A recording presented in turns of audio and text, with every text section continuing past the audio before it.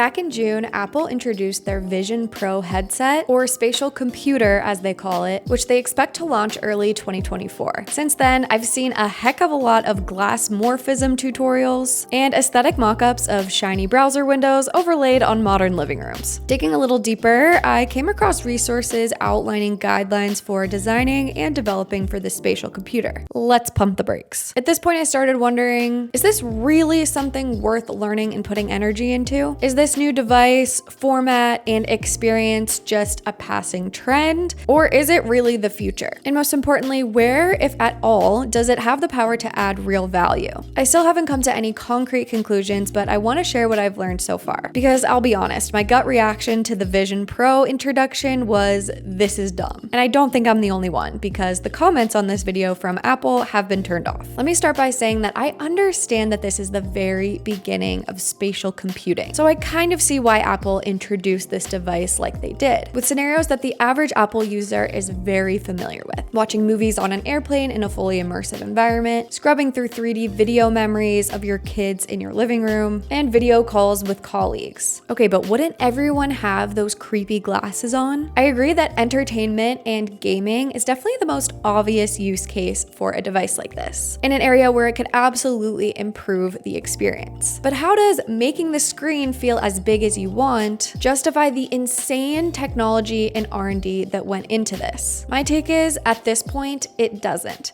but the possibilities could. Harvard Business Review outlined a few ways in which they think that the Vision Pro could add real value down the line. Their idea is that value is high in scenarios where it's normally dangerous or expensive to get information, where contextual digital overlays would clarify things. Here are some examples they suggested: a flight simulator that facilitates training without the high stakes, an overlay that shows exit routes to someone trying to escape from a building fire, an overlay from someone assisting a medical procedure remotely. In contrast to what was shown in Apple's introduction video, these ideas really got my wheels turning and got me feeling a little bit more inspired about what we might be able to design for this device that will really help people and improve experiences in our lives. Side note, they also suggested an overlay that could help you recognize and identify someone, say, at a conference without searching your own brain, which made me very uncomfy. I would love to hear your thoughts on that in the comments. Ben Lovejoy on the 9 to 5 Mac blog also had some ideas for use cases. For example, an architectural firm could use a visionOS app to display 3D versions of models they've created.